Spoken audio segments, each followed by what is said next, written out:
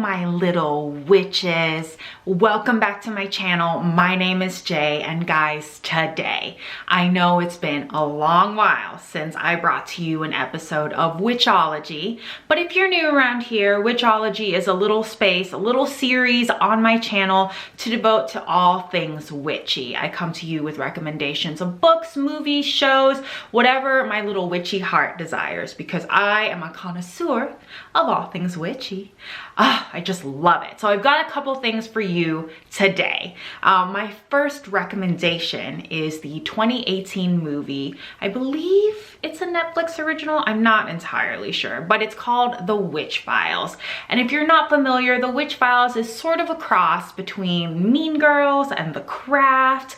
And it sort of just follows a group of teenage girls. They're all a little different. We've got sort of the mean girl, popular type. We've got the athletic girl. We've got the nerdy girl. We've got the shy girl. And we've got a goth. Of course, you have to have a goth in this group. But basically, they sort of form a coven after the main girl, Claire, who is the sort of shyer, nerdier one, attached to her handheld camera and making vlogs, basically. She comes across the school goth named Jules. And Jules manages to convince her that witchcraft is real. She's been practicing it, and she just needs to form a coven of girls to really sort of fulfill the powers, I guess.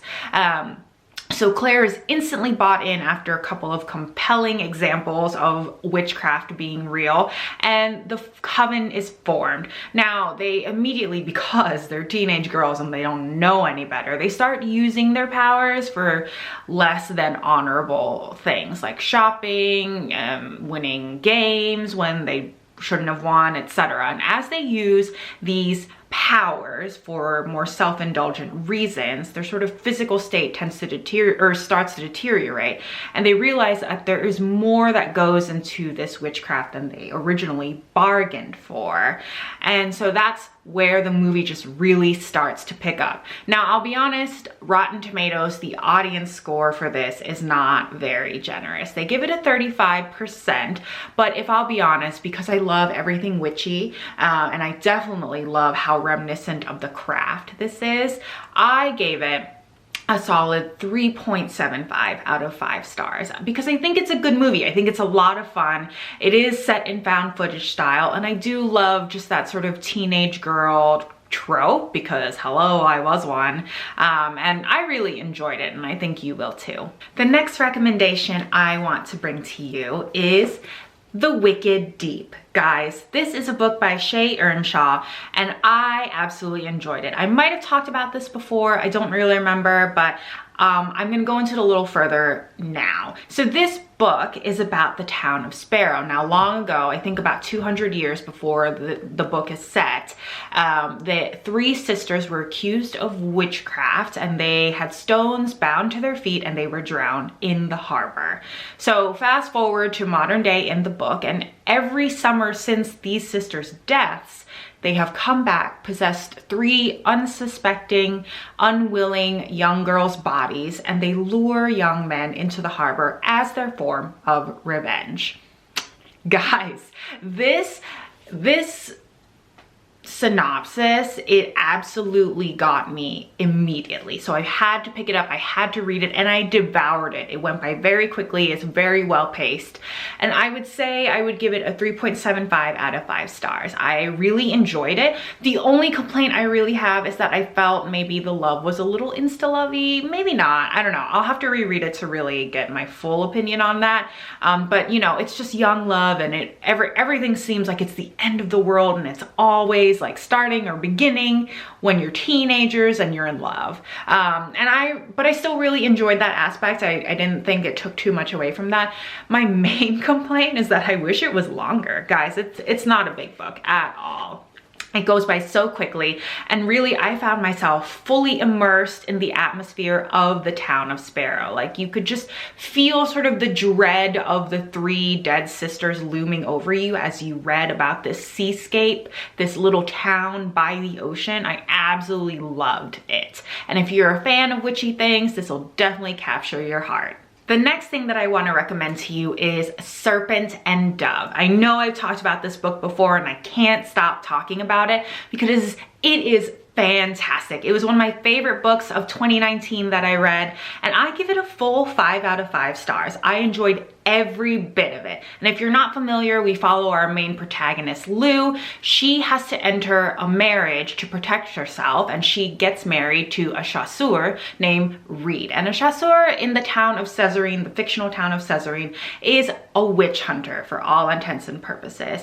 So she is now bound to this man in secrecy. He does not know that she's a witch, and she is afraid that he'll find out, but she also has a lot of other people and things chasing her. So she marries Reed for protection.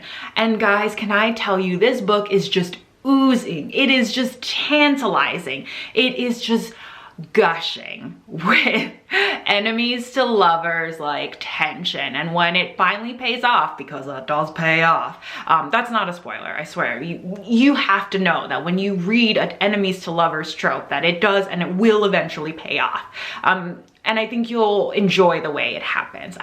It's so good in so many ways. There is a lot of witchiness in here. There is the Dame Blanche, which are the sort of like the white witches, I guess. I don't know what it means in French because I don't speak French. And then there's the Dame Rouge, the blood witches. And there's just all sorts of wonderful witchy things in here that I absolutely loved. And just the romance that buds between Lou and Reed is absolutely delicious. So the next book that I want to recommend to you is Garden Spells by Sarah Addison Allen. Now guys, I will be completely honest with you. This is not directly witchy. There is no word witch mentioned in this book. I do think it's witch adjacent though, if I can so much as stretch it to that. So in Garden Spells, we follow the Waverly sisters of Bascom, North Carolina. And so this already sort of catches my eye because I'm from North Carolina and I absolutely love this state. But so this takes place in a small town in North Carolina, and the Waverly family name is just known to be filled with sort of like strange women with interesting gifts. And particularly they have a garden at the back of their Queen Anne style house that has magical properties. It has apples and flowers that are all edible, and if they are cooked in the right way, they can affect the eaters in very curious ways. And honestly, if that's not witchy, I just don't know what is, guys. So our main people in this book are Claire Waverly and Sydney Waverly. Claire Waverly is the one who has this sort of culinary gift to like cook the flowers and the apples, not the apples, sorry, cook the flowers and all the herbs in the garden to have these magical properties. But then her sister comes home, Claire's sister Sydney comes home with her young child, Bay, and her gifts are still sort of yet unknown, and it's just basically a tale of two sisters coming back together, trying to figure out their life in this beautiful house with this magical garden, and how the lives of Bascom, North Carolina, the people in the town, how their lives sort of interweave with the Waverlys. And guys, 5 out of 5 stars. I will say that I wasn't entirely convinced of the book at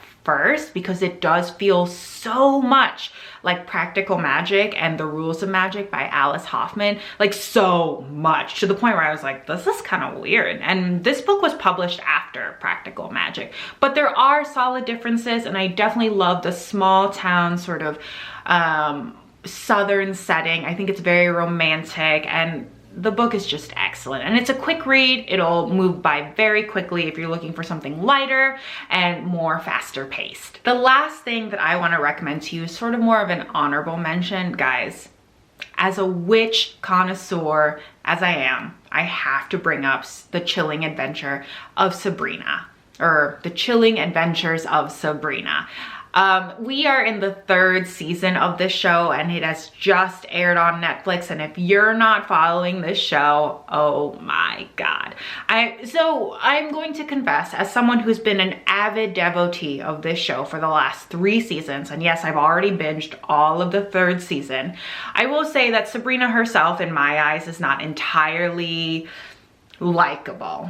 I personally think she's self-indulgent, a little I don't know. She's just narcissistic is what I would say. She has sort of like this self-righteousness about her that I don't always vibe with, but I love the side characters. I love the settings and sort of the color scheme of the entire show. I love how incredibly witchy it is. And I do love how deeply they delve into sort of like their religion of the Church of Night and the Dark Lord, and it's a very good cross of like traditional witchy things and a lot of horror and thriller elements, and I just really love it for that. This third season, I won't talk about it much. I really love it because of the certain, you know, setting that it has. A lot of the season takes place in a certain area of the world, or the not of this world. But I really enjoyed it. I know some people are polarized by this show, but if you haven't tried it out, definitely try it out and let me know down in the comments below if you're a fan of the chilling adventures of Sabrina, or if you can't stand the bitch. Because sometimes I really can't. I really can't. There are just some days where I'm like, I cannot with you, Sabrina, but still a big fan. I would say if I had to rate the overall series, I would give it a solid 3.8 out of 5 stars. All right, guys, this is the end of the Witchology episode. It's always sad to see it end, but I will come back to you soon with more witchy recommendations. If you enjoyed this series, this episode, this video in general, let me know down below in the comments. Give the video a like, subscribe, and hit that notification bell so you always know when I've got witchy things coming to you. Bye, y'all.